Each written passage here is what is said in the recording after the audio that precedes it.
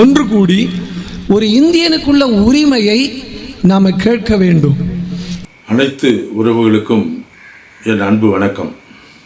காரியம் மாறுதலாய் முடிந்தது. தேவன் இந்த காரியத்தை மாறுதலாய் முடித்தார். மார்ச் மாதம் 1ஆம் தேதி சத்தீஸ்கர் மாவட்டத்தில் நடக்க இருந்த மிகப்பெரிய குழப்பத்தை, சத்தீஸ்கர் மாவட்டத்தை மணிப்பூர் போல மாற்றிவிடலாம் என்று நினைத்த அந்த சங் பரிவார் கும்பலை ஆண்டவர் ஒரே ராத்திரியிலே மாற்றி போட்டார். நேற்று இரவு ஒரு செய்தி, இதற்கு மூல காரணமாக இருந்த ஆதேஷ் சோனி என்பவன் நேற்றிரவு ஒரு செய்தியை வெளியிட்டிருக்கிறான். அதில் என்ன சொல்லுகிறான், காணொலிக்குள்ளாக போவோம். फेक न्यूज यानी गलत समाचार प्राप्त हो सकता है कि आदेश सोनी के द्वारा कुछ ऐसा संदेश साझा किया गया जिसमें वो क्रिश्चियन बहनों की और क्रिश्चियन माताओं की इज्जत उतारने की बात कर रहे हैं और ये कर रहे हैं. मेरा सोशल मीडिया अकाउंट आप सभी के समक्ष है. आपका विवेक आपके पास है. பார்த்துருக்கலாம். அவன் என்ன சொல்கிறான், இது ஃபேக் வீடியோ, நான் போடலை, இந்த லெட்டர் இப்படி கிறிஸ்துவர்களை கொலை செய்வேன்னு நான் எழுதலை, வேற யாரோ எழுதி வேற ஒரு ஐடியில் போட்டாங்க, அது என்னுடைய ஐடி இல்லை. இது யாரோ சொல்கிற மாதிரி இருக்குல்ல, உங்களுக்கு கேள்விப்பட்டிருப்பீங்க. தமிழ்நாட்டில் ஒருத்தர் சொல்லுவார், எச் ராஜான்னு ஒருத்தர்.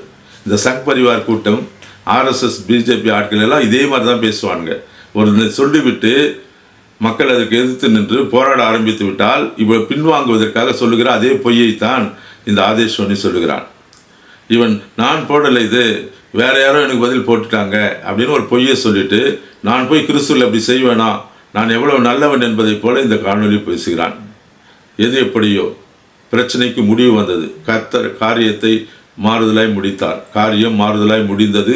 பிரச்சனைக்குள்ளாயின இந்தியா முழுவதும் இருக்க அநேக லட்சக்கணக்கான கிறிஸ்தவர்கள் உடைய ஜெபங்கள், முழங்காலில் அவள் நின்று கர்த்தருக்கு முன்பாக வேண்டின வேண்டுதல்கள், எங்களைப் போல இருக்கிற சில தலைவர்கள் துணிந்து எதிர்ந்து நின்று இவனுக்கு விரோதமாய் பேசி, இவனுக்கு விரோதமாய் யுத்தம் செய்து, இவனுக்கு விரோதமாய் கடிதங்களை அனுப்பி, புகார்களை அனுப்பி, இந்திய ஜனாதிபதிக்கும் பிரதம மந்திரிக்கும் அந்த மாநிலத்தில் இருக்கிற அந்த முதலமைச்சர் இப்படிப்பட்டவர்களுக்கெல்லாம் கடிதம் எழுதி, காவல்துறைக்கு கடிதம் எழுதி போராட்டங்களை தொடங்கி கடைசியிலே நான் அறிவித்தது போல 1,00,000 பேர் நாங்கள் போவோம் என்று சொல்லி பல மாநிலத்தில் இருக்கிற தலைவர்களோடு நாங்கள் பேசி உற்சாகப்படுத்தி இதை வேறு கோணத்திலே கொண்டு போகிற நேரத்திலே திடீரென்று நேற்று இரவில் அவன் இப்படி சொல்லுகிறான், கர்த்தர் நல்லவர்.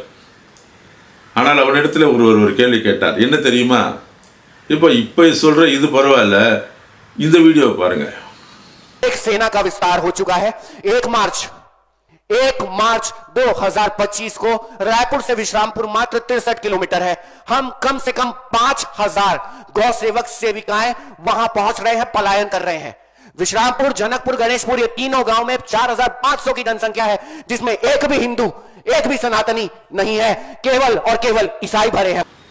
பார்த்துருக்கலாம். இதில் என்ன சொன்னா, மார்ச் 1ஆம் தேதி நான் அந்த ஊருக்கு போவேன் அப்படின்னு அழுது கூப்பாரி போட்டு சொன்னீங்க. அங்கே போவேன், எல்லாரும் வீட்டுக்கு பூந்து எல்லாரையும் கற்பழிப்போம், எல்லாரையும் அடிப்பேன், கை காலை உடைப்பேன், கொலை செய்வேன் சொன்னீங்கப்பா, இதுக்கு என்னப்பா சொல்கிற அப்படின்னு கேட்டதுக்கு, அது நான் பசு மேலே நான் ஆழ்ந்த இது வச்சிருக்கிறவன், பசுக்காக அப்படி சொன்னேன். ஆனால் நான் அதுக்கும் இதுக்கும் சம்மந்தம் இல்லை, இது வேற யாரோ சொல்லிட்டேன். அன்னைக்கு மார்ச் 1ஆம் தேதி தானேப்பா சொன்னேன். जिस अंश पर एग्रेशन था, और मेरा एग्रेशन है, मैं स्वीकार करता हूं, मेरा एग्रेशन है उन गौ हत्यारों के विरुद्ध, और उसे कोई कम नहीं कर सकता, क्योंकि वह मेरी मां है, नंदी जी मेरे पिता स्वरूप है.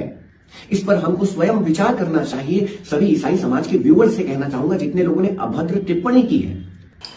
பிசாசு பின்வாங்கினான், பிசாசு பயந்து விட்டான், பிசாசு பிடறி முதுகு அடிக்க, கால் அடிக்க ஓடுகிறான். ஓடட்டும், அவனை துரத்தின ஒரு பெருமை நம்முடைய தேவாதி தேவனுக்கு உண்டு என்பதை நான் நினைவு கூற விரும்புகிறேன். ஆனால் நம்ம என்ன செய்ய தவறிட்டோம், நம்ம பிசாசுக்கு எதிர்த்து நின்று சொன்னோன்னா நிறைய பேர் கூப்பாடு போடுறாங்க, நிறைய பேர் கீழே எழுதுகிறான், நீ அப்படியா இப்படியான்னு எழுதுகிறான். நான் என்ன சொல்கிறேன், நாங்கள் இப்படி ஒரு காணொலியை போட்டு அரசாங்கத்துக்கு விரோதமாக நீ தான் பேசலை, அட்லீஸ்ட் கீழே ஒரு பதிவு எழுதி கண்டனம் தெரிவிங்கன்னா அதை விட்டுட்டான். இப்படிப்பட்ட காணொலியை போட்டு உங்களுக்காக நாங்கள் களத்தில் நின்று எங்கள் உயிரையும் பணையும் வைத்து நாங்கள் போராட்ட களத்தில் நிற்கிறோம்.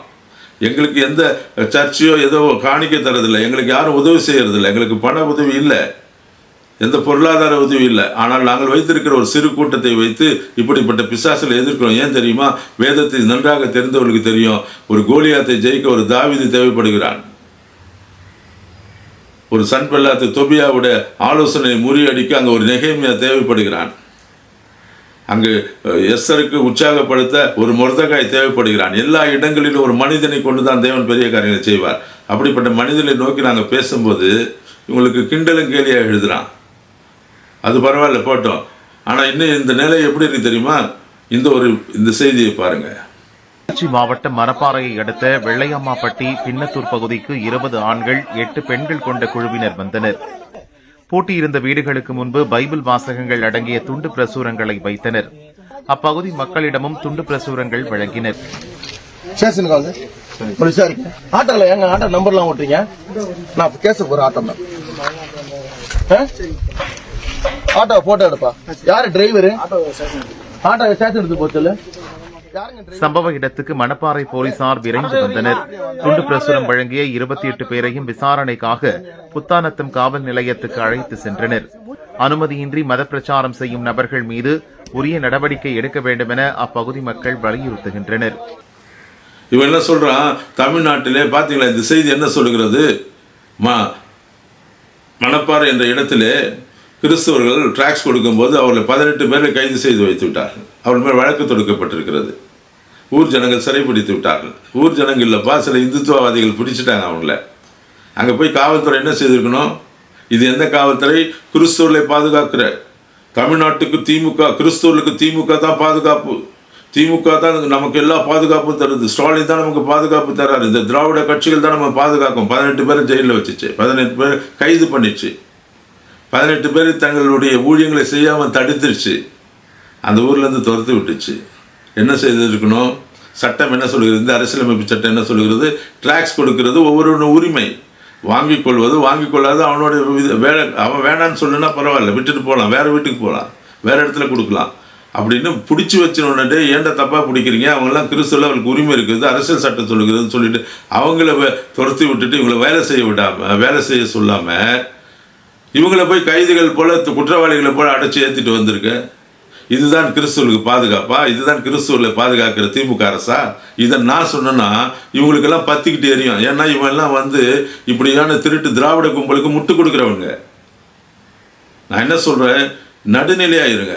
பிசாசுக்கு எதிர்த்துனா எல்லாருக்கும் எதிர்த்து. நல்ல அரசு எப்படி இருக்கணும்? மக்களுக்கும் கிறிஸ்துவர்களுக்கும் பாதுகாப்பாக இருக்கணும். அதற்கு பாதுகாப்பை பேச நாம் திருச்சபையில் பேசலாம். அவன் ஒவ்வொன்று சொல்லிட்டு இருக்கான். இன்னைக்கு இந்தியா கிறிஸ்துவ நாடாக, இந்தியா கிறிஸ்துவுக்குள்ளாக வராது போனதுக்கு என்ன தெரியுமா காரணம்? இப்படிப்பட்ட கேலி கிண்டல் பேசுகிறவனும் கடவுளுக்கு விரோதமாய் செயல்படுகிற ஒரு கூட்டம் தான். இன்னைக்கு இளைஞர்கள் வருகிறதை தடுக்கிறாங்க. திருச்சபை தலைவர்கள் தேசத்துக்காக போராடுக வருகிற இளைஞர்களை தடுக்கிறான்.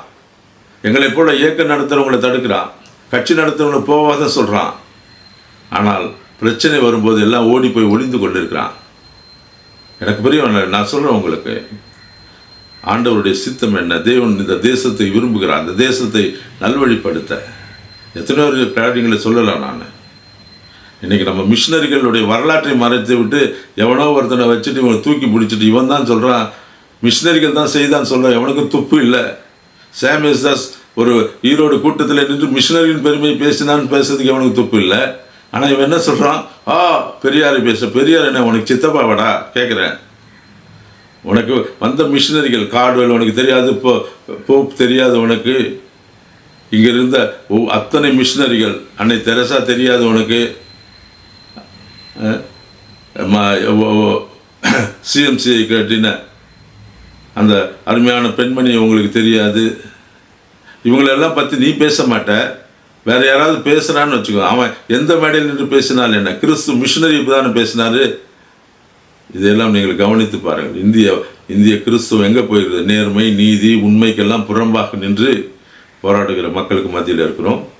எனவே இதில் நான் அரசியல் பேச வரவில்லை. இருந்தாலும் உங்களுக்கு சொல்கிறேன், இதை பார்க்குற ஒவ்வொருவர்களுக்கும் சொல்கிறேன், இன்றைக்கி ஒரு புதிய சமுதாயம் உண்டாக வேண்டும். இளைஞருக்குள்ளே ஒரு எழுச்சி உண்டாக வேண்டும். திருச்சபைக்குள்ளாக கிறிஸ்துவ ஏன் இந்தியா கிறிஸ்துவ நாடாக மாறுவதை யார் தடுத்தது? திருச்சபை தான் தடுத்தது.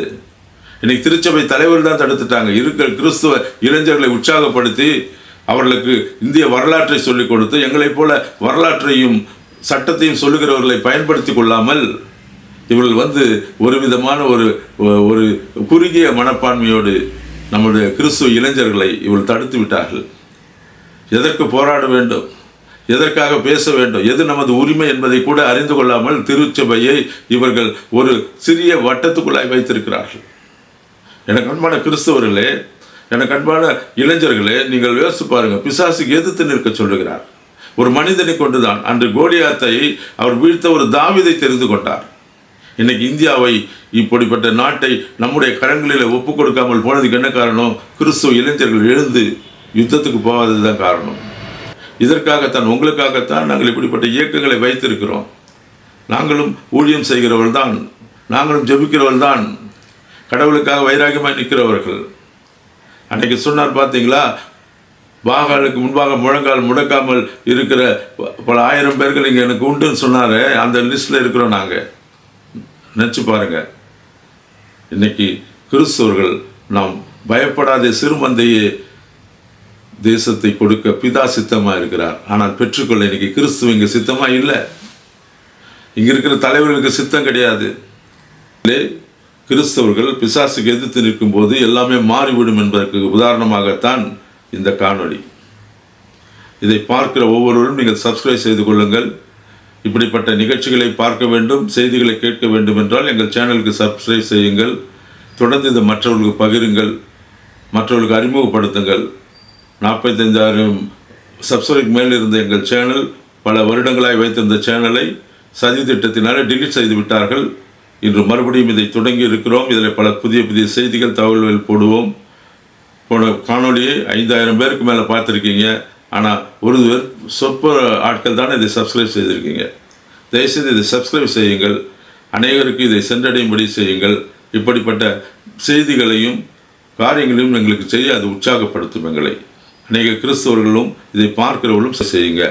அங்கே இருக்கிற அந்த ஆதேஷ் ஷோனியும் அவனுடைய கூட்டமும், அந்த சன்பில்லாத்து தொபியா கூட்டம், அந்த ஆமோன் கூட்டம் முறியடிக்கப்பட்டது. தேசத்தில் ஒரு சமாதானம் உண்டாயிற்று. மக்களும் அரசும் அவனுக்கு விரோதமாக எழுந்து அவனை ஒன்றுமில்லாமல் போக பண்ணிவிட்டார்கள் என்ற செய்தி உங்களுக்கு சொல்கிறேன். ஆகவே எப்பொழுது சொல்கிறேன், ஏதோ ஒரு பிரச்சனை வரும்போது ஒருவன் யாராவது குழல் கொடுத்தால் ஒன்று அவனோடு சேர்ந்து நில்லுங்க. முடியலன்னா அமைதியாக ஓரமாக நில்லுங்க. உனக்கு தான் பயம் இருக்கு, அப்படி ஓரமாக நில்லு. நிற்கிறவனை ஏன் மட்டுப்படுத்துகிற என்பதை சொல்லி, இந்த நாளிலே தேவன் நமக்காக யுத்தம் செய்தார். யாக்கோபுலே சொல்லப்பட்டது போல பிசாசுக்கு எதிர்த்து நில்லுங்கள் என்று சொன்னால், எங்களுக்கு சொன்னால் நின்றோம். இன்று ஆதேஷோனி பின்வாங்கினான். சத்தீஸ்கரில் இருக்கிற அந்த 3 கிராமங்களில் இருக்கிற மக்கள் பாதுகாக்கப்பட்டார்கள். அவர்கள் அங்கிருந்து மக்கள் எல்லாம் மிக சந்தோஷமாக இருக்கிறார்கள். அநேக தலைவர்கள் வாழ்த்து சொல்லிக் கொண்டிருக்கிறார்கள். அவர்கள் எல்லாம் இணைந்து இந்தியா முழுவதும் இருக்கிற தலைவர் ஒன்றிணைந்து போராடினதன் விளைவாக और उनके बहन बेटियों के साथ गलत अस्मिता करेंगे, ये मुझे कहने में भी शर्म आ रही है। इस प्रकार ये वीडियो में बोल रहा है।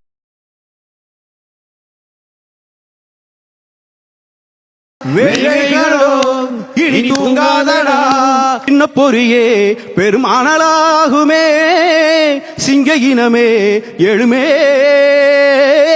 அஞ்சு நின்ற பஞ்சப்படையே கொஞ்சம் அது நெஞ்சு நிமிர்கையில் மாலைகளும் சாய்ந்து போகுமோ. போராடடா வழியோ புதிதாய் உருவாகிடுமோ, பொன்னுலகம் கண்டிடவே உதிரம் முழுதும் உதிரும் வரை போராடடா